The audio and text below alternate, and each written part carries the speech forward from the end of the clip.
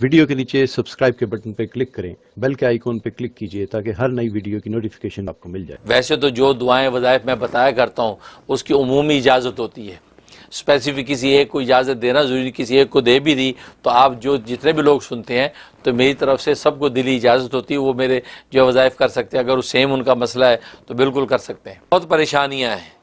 روزگار کا کوئی ذریعہ نہیں ہے،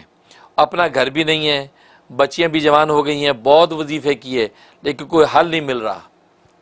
باقی روحیل ہاشمی صاحب آپ کی بات سن کے بہت دکھ ہوا،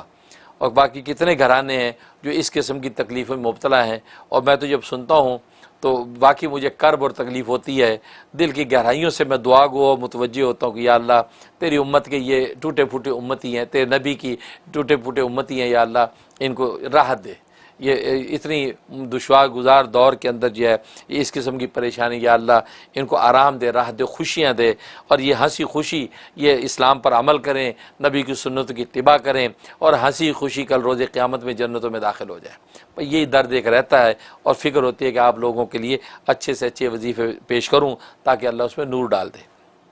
باقی آپ کی بات بھی باقی یہ روحیل ہاشمی صاحب بڑی تکلیف دہ ہے۔ اب آپ اس کے لیے نوٹ کر لیں،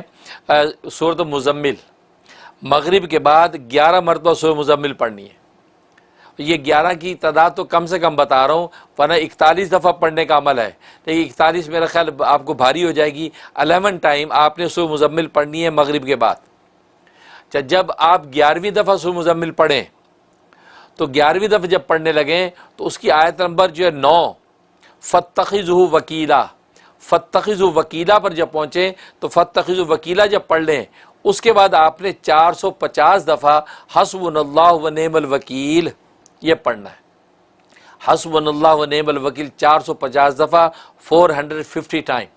یہ پڑھ کے اب آگے آپ نے سورۃ مزمل پوری کر لینی ہے، اور اس کے بعد ہاتھ اٹھا کے سرکار دو عالم صلی اللہ علیہ وسلم کے صدقے اور طفیل سے دعا کر لینی ہے، یا اللہ رحمت للعالمین کے صدقے اور طفیل سے اپنے خصوصی رحمت ہم پہ نازل کر دے، اور یہ ساری پریشانی جتنی ہیں یا اللہ دور کر دے۔ بڑے وظیفے کیے ہیں یا اللہ، ہماری گناہوں کی کثافت اتنی ہے کہ کوئی وظیفہ کارگر نہیں ہو رہا، یا اللہ گناہوں کی کثافت مٹا کے اس کی نور اور لطافت ظاہر کر، اور اپنے یہ کلام کا نور ہمیں عطا فرما۔ یہ دعا کر لیں، اور یہ 41 ڈیز آپ نے کرنا ہے، انشاءاللہ زبردست عمل ہے، انشاءاللہ کسی بھی قسم کا کام آپ کا نہیں رکے گا، کامیابی ہو جائے گی۔ اچھا، بس اوقات لوگ کہتے ہیں دن ہو گیا ہمیں تو پتہ ہی نہیں چلا، وہ آپ کو نہیں پتہ چلا لیکن تبدیلی اپنا کام کر رہی ہے، کیونکہ بس اوقات انسان کی روح کے اوپر کثافت ہوتی ہے، گندگی ہوتی ہے تو کثافت صاف لگنے میں ٹائم لگ جاتا ہے۔ جیسے میلے کپڑے پہ خوشبو چھڑکیں تو ویسی خوشبو نہیں پھوٹتی جیسے جو اجلے دھلے پہ ہوتی ہے۔ اس کا بعد اللہ پہلے روح کو اجلا دھلا کرتے ہیں اس نام کی برکت سے، اب جب وہ مزکہ ہو جاتی اب یہ نام جو ہے وہ اپنی خوشبو کو ظاہر کرتا ہے۔ تو اس لیے ناظرین اس میں بھی پریشان نہ ہوا کریں کہ یہ ہو گیا ابھی تو کچھ بھی نہیں ہوا، نہیں وہ ہو رہا ہے، کیونکہ اللہ کا نام ہے وہ اثر کیسے نہ کرے۔